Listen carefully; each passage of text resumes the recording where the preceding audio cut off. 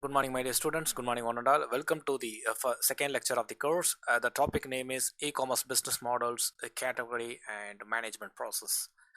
So, according to Cloudways, has been explained about that the every online store has a business model of its own, and many earn by attracting visitors to the website. And selecting e-commerce business model is a challenge, especially for beginners who have little to no experience in the industry.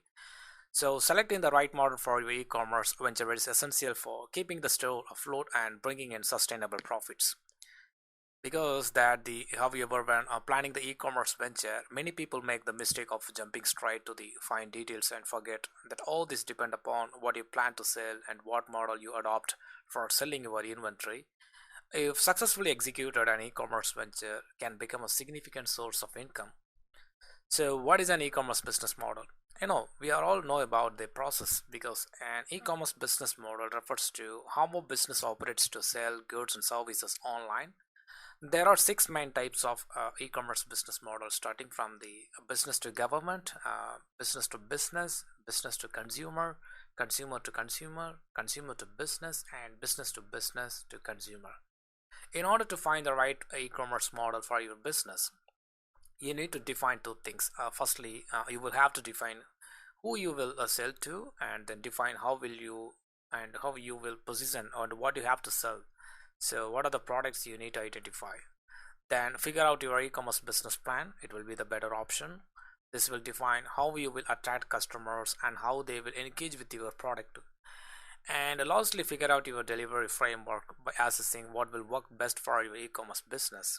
So what do you want to sell? The beauty of online commerce is that you can sell pretty much anything. However, it is always a good idea to start with a small range of products. If a store can sell the physical products like a clothing or shoes, and some of the digital products also, you can consider ebooks are a good place to start, or services such as a babysitting. So let's see what type of products are currently being sold online and how you can tap their market. Number one is the physical products. This is the most commonly sold commodity and e-commerce stores, and the physical stores and the products may be that the pretty much anything that requires packing, shipping, and delivery often achieve the highest sales. But how do you decide what the products to sell? That discover what you are passionate about. Do you love cars? How about selling a car parts and accessories then? Do you love books? And why not start an online bookstore? So that the online commerce gives you the perfect opportunity for converting your passion into your viable businesses. And analyze your chosen niche and find the opportunity gaps. This covers all the aspects of the industry that are underserved. Similarly, try to analyze the pain points of the target customers. Next, conduct a keyword search on the product you wish to sell. This way, you can pinpoint the demand of your product that will help you plan your inventory and order placements. What about the digital products? There are many products that can be delivered to your customer online. So if you are a web designer, content writer, or drawing artist, you can just create an e-commerce store around your digital products. Piracy and copyrights infringements is a serious challenge for such stores. So another important requirement is the frequently asked questions and legal actions that cover the mechanism of product delivery and the copyright status of your offerings. So next one is services. If you are a crew of skilled carpenters or house cleaners, or you are an expert hairstylist who offers to visit the customer's residence, why not create a website to sell these services online? You just think about it, because you can significantly increases the demand for your services by creating a comprehensive and frequently asked questions. You need to understand about the process, and from the Google you can just check it out that what are the six types of common e-commerce business models. Starting from the e-commerce is a global phenomenon and as such supports several models. So the good thing that e-commerce is that you could choose one or more models for your venture. First one is a business to business model. The short code is B2B. If the nature of your products or services is geared towards meeting the needs of businesses, setting up a B2B strategy is your best bet, and networking and reaching out is a bigger part of the strategy. That strategy will work there. A big advertising budget is not of much help, and then the most important challenge you would face is convincing established businesses that your products, your selling levels and services levels are a great fit for their processes. The advantage of the business model is that order sizes are usually large and repeat orders are very common. So if you maintain the quality of your products and services, an example of a great B2B model is a media launch. Second one is business to consumer, B2C model. This is the model you should adopt if your products or services are targeted primarily towards individuals. The potential customer finds your website and determines whether your product could address their pain points. After browsing the store, the customer may decide to place an order. An example of successful B2C consumers and the business is Portugal Footwear. And third one is a consumer to consumer. The short code is a C2C. The while a B2B and B2B business concepts are very familiar, and customer to customer or consumer to consumer C2C is a concept unique to e-commerce process. We know that because this is mainly due to the sheer demand of the platforms such as Craigslist, OLX, and eBay. So these platforms allow their users to trade, buy, sell, and rent products and services. In all transactions, the platform services and that receives small commissions. This business model is complex and requires a careful planning to operate because the many platforms have failed generally due to legal issues. And fourth one is a consumer to business C2B, and the customer to business C2B business model is another great concept that is popularity mainly due to platforms that cater to freelancers, and C2B freelance workers work on tasks provided by clients. Most of these clients are commercial entities and freelancers are often individuals. In simple terms, we can say that the considered C2B is a sole proprietorship serving a larger type of business models, and reverse auction websites, freelance marketplaces, affiliate marketing, so all form part of this business model. Again, this business model requires planning due to the some of the process involved. And business to government, that the business to government is an e-commerce business model where a business markets its a product to government agencies. And you know that if you want to choose this e-commerce business model, you will have to bid off on government contracts, and governments usually put up a request for proposals, and e-commerce businesses then have to bid on government projects. In most cases, a government agency would not come to place an order on your e-commerce website. However, some local government agencies or expectations to the rule depending on their needs. And sixth one will be on business to consumer. The short code is B2B2C. So when a business sells a products to another business and then that business sells to the consumer online. So this is what is defined as B2B2C commerce.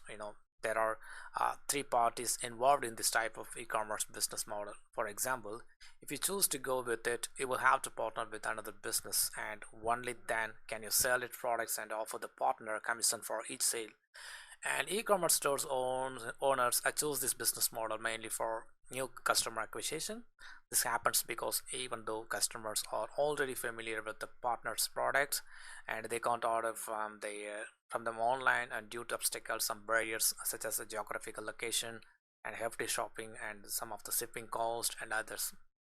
Hence, this e-commerce business model is very and most suitable for new e-commerce stores owners who want to expand their customer and consumer bases around the world. So that next need to discuss about the category management. So according to Retail Dogma, has been explained about that the category management is a function at retail and e-commerce businesses where related products are grouped together under separate categories in order to manage their performance more efficiently. And when a retail or e-commerce business grows to the level and where there are thousands of companies across many different product departments, the need arises for assigning a team member, and the category manager to be very responsible for his or her category's performance and return on investment they can expect. So that's why the category management is often implemented by big retailers such as grocery stores and home improvement stores, furniture stores, drug stores, and major e-commerce players like as Amazon.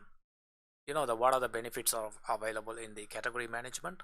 The goal of the category management functions is to ensure that the category's performance is maximized to its fully potential by implementing the different strategies and tactics starting from buying and supply management to visual play and the sales performance management also we need to consider here. and each category is treated as a standalone business unit, and extra care is given to the different product. So we need to understand about some of the companies under the category at this level, and this ensures that products don't get neglected and inventory return is maximized as much as possible. It also means a more effective buying, you can see, and as each category will have its own open to buy, and managers will put more insight into the sales forecast of the category's products. That is based on the trend monitoring rather than just budgeting based on sales history. Another main benefit of a category management is we need to understand the consolidation process and achieving savings through economics of sales. This is because the purchasing for all the stores for the same retailer will be centralized through the category manager, and instead of buying for one or two stores, and the manager will be buying for a chain of 100 to 200 stores and negotiating better product services. So this also gives the retailer a big bargaining power while dealing with suppliers and wholesale vendors, and which allows him or her to further negotiate better payment process and shipping terms and logistics informations in addition to the product cost savings. So what are the 8-step category management process? So according to the Brian Harris model, category management process is divided into 8 steps that are implemented in order as below, starting from the define the categories. Second one, the access the role of each category. Third one is access current performance, like the category analysis. Fourth one is to set a scorecard for each category. Fifth one is device strategies. Sixth one is set tactics to implement your strategies. Seventh one is implement process. Eighth one is review or testimonial, we can say here. So category management considerations, we know that the goal of a category management in the first place is to give more attention and resources to each category at the business, and in order to maximize its performance and consequently the performance of the entire business. However, since category management is a function at a bigger business like the retail or e-commerce business, but at the time the category is managed separately, it is very important for the top level management of the business to ensure that the different categories do not compete with each other or jeopardize each other's plan. So that's why at the end, all the categories have to ensure that the communicating level the same message of the business to the end consumer and contributing to building the same brand image. This is especially important when it comes to implementing different pricing and the marketing of these specialized promotional strategies. This can be achieved by setting broad guidelines and rules for the entire business and having regular meetings, marketing executive meetings, marketing ideas, idea generation, where each category manager will present their strategy and their future plans, which will then be compared against the set guidelines of a business. Okay, my dear students, I hope you have enjoyed the second session. Thank you once again, and thank you all.